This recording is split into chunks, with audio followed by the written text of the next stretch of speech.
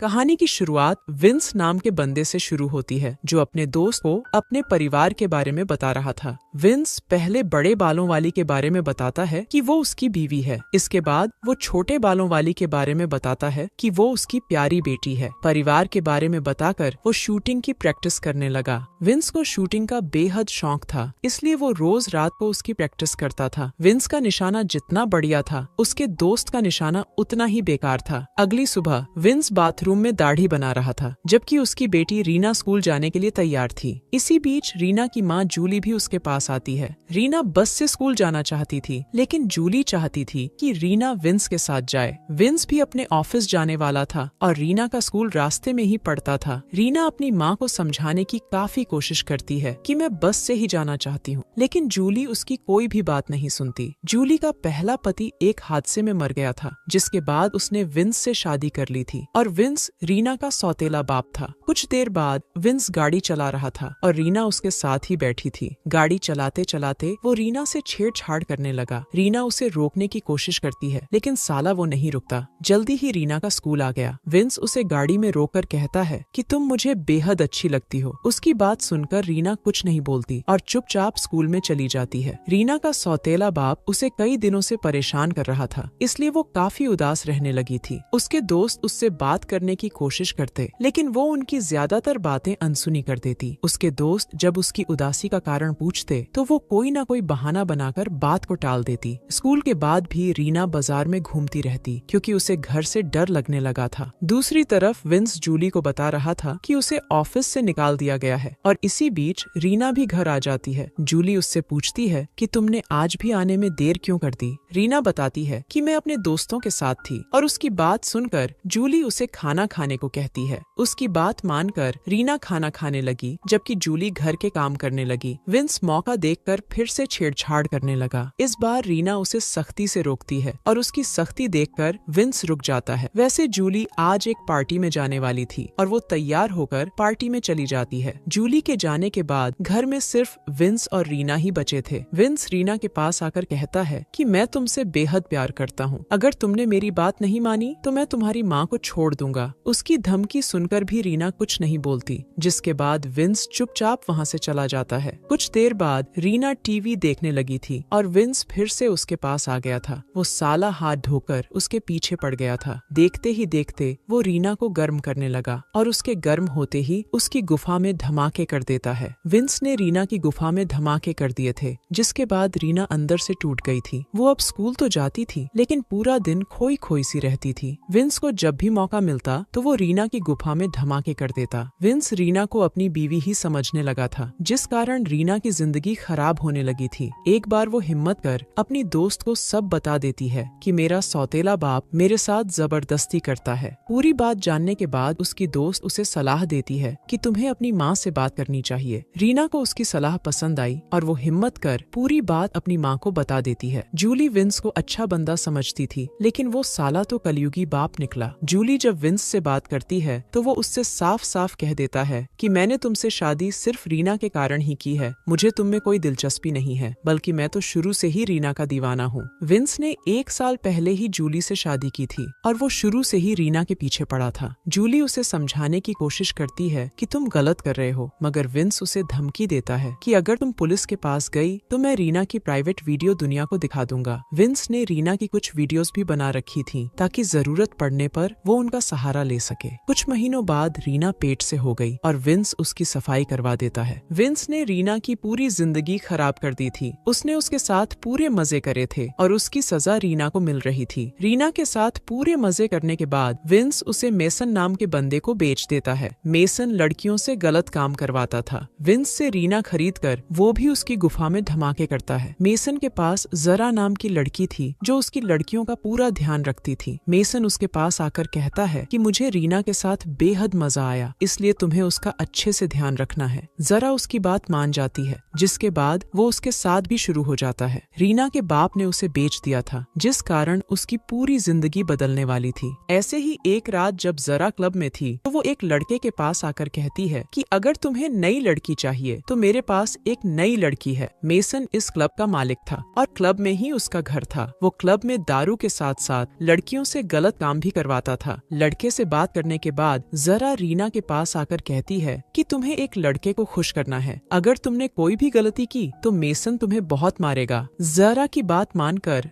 रीना लड़के को खुश कर देती है। कुछ दिनों बाद रीना ने मेसन के घर से भागने की कोशिश की। मेसन रीना को कम मारता है लेकिन जरा पर पूरा गुस्सा उतारता है। वो उसे मारते मारते कहता है कि तुम्हारी जिम्मेदारी है कि तुम लड़कियों का ख्याल रखो, लेकिन तुम अपनी जिम्मेदारी सही से नहीं निभा रही। ये तो भला हो कि मैंने रीना को भागते हुए देख लिया, नहीं तो ये यहाँ से भाग जाती। जरा पर अपना गुस्सा उतार कर वो वहाँ से चला जाता है। रीना समझ गई थी कि वो मेसन से भाग नहीं सकती। अगर वो भागने की कोशिश करेगी तो मेसन उसे बहुत मारेगा। जरा भी उसके पास आकर उसे समझाती है कि अगर तुमने दोबारा भागने की कोशिश की तो मेसन हम दोनों को मार देगा। कुछ दिनों बाद जब रीना क्लब में बैठी थी तो उसके पास मैक्स नाम का लड़का आता है। वो आते ही उससे कहता है कि मैं एक संस्था की तरफ से आया हूँ। हमारी संस्था तुम जैसी लड़कियों की मदद करती है। अगर तुम मेसन के खिलाफ गवाही देने को तैयार हो जाओ तो हम उसे गिरफ्तार करवा सकते हैं। इतना कहकर वो उसे अपनी गन दिखाता है और कहता है कि तुम्हें मेसन से डरने की जरूरत नहीं। मगर रीना को अब किसी पर भी यकीन नहीं था, इसलिए वो उससे कहती है कि मैं अपनी जिंदगी से खुश हूँ। इसी बीच मेसन भी उनके पास आ जाता है और वो मैक्स से उसका नाम पूछता है। मैक्स का नाम जानकर वो कहता है कि तुम्हें रीना के साथ बेहद मजा आएगा। मैक्स उसे अपनी सच्चाई नहीं बताता, बल्कि वो झूठ बोलता है कि मैं यहाँ पानी निकालने आया हूँ। मेसन भी उसे यकीन दिलाता है कि तुम्हें रीना के साथ बेहद मजा आएगा। इसके बाद वो उन दोनों को एक कमरे में जाने को कहता है और उसकी बात मानकर रीना उसे कमरे में ले आती है। कमरे में आते ही रीना उसे गर्म करने लगती है, लेकिन मैक्स उसे रोक कर कहता है कि तुम्हें यहाँ से निकलना चाहिए और मैं तुम्हारी मदद कर सकता हूँ। मगर रीना उसकी कोई बात नहीं सुनती और उसे गर्म कर उसका पानी निकालने लग जाती है। कुछ देर बाद ही मैक्स का पानी निकल गया। उसे अब रीना अच्छी लगने लगी थी। वो उसे समझाता है कि तुम्हें मेरे साथ चलना चाहिए और मेरे पास गन भी है, मगर रीना उसकी बात नहीं मानती। मैक्स जब ज्यादा ही जोर देने लगा तो रीना परेशान होकर बाहर आ जाती है। मैक्स भी उसके पीछे पीछे आता है, मगर मेसन के गार्ड उसे पीछे ही रोक लेते हैं। मेसन खुद मैक्स के पास आकर उसे चले जाने को कहता है। मैक्स उससे कहता है कि रीना मेरे साथ जाना चाहती है क्योंकि वो यहाँ खुश नहीं है। इसी बीच एक लड़की मैक्स की गन उठाकर रीना को दे देती है, जो पहले ही नीचे गिर गई थी। मैक्स की बात सुनकर मेसन सीधा रीना के पास आता है। वो उससे पूछता है कि क्या तुम मैक्स के साथ जाना चाहती हो। रीना मना कर देती है, जिसके बाद मेसन के कहने पर मैक्स को भगा दिया जाता है। कुछ देर बाद जरा रीना के पास थी। वो उससे कहती है कि तुम्हें इस दलदल से निकल जाना चाहिए। तुम्हें मैक्स की बात मान लेनी चाहिए थी, क्योंकि जब तुम मेसन के किसी काम की नहीं रहोगी तो वो भी तुम्हारे बाप की तरह तुम्हें किसी को बेच देगा। जरा की बात सुनकर रीना सोच में पड़ गई। उसे लगने लगा था कि शायद उससे बहुत बड़ी गलती हो गई। रीना को एक सुनहरी मौका मिल गया था, क्योंकि मैक्स की गन उसने अभी भी अपने पास छुपाकर रखी हुई थी। इसके बाद वो सीधा मेसन के पास जाकर उसे गन दिखाती है और कहती है कि मुझे मैक्स के साथ चले जाना चाहिए था। मैं जानती हूँ कि मेरा पूरा इस्तेमाल करने के बाद तुम भी मुझे बेच दोगे और मैं दोबारा बिकना नहीं चाहती। तुम बिल्कुल मेरे सौतेले बाप जैसे हो और मुझे उससे बेहद नफरत है। इतना कहकर वो मेसन को मार देती है, जिसके बाद सभी लड़कियां आजाद हो जाती हैं। इसके बाद रीना एक मनोचिकित्सक के पास जाती है और वो उसका कई हफ्ते इलाज करता है। कहानी के आखिर में रीना को ये पता नहीं चलता कि उसका सौतेला बाप उसकी माँ को लेकर कहाँ चला गया, जिस कारण वो अपनी बाकी की जिंदगी अकेली ही बिताती है। इसी के साथ इस कहानी का यही अंत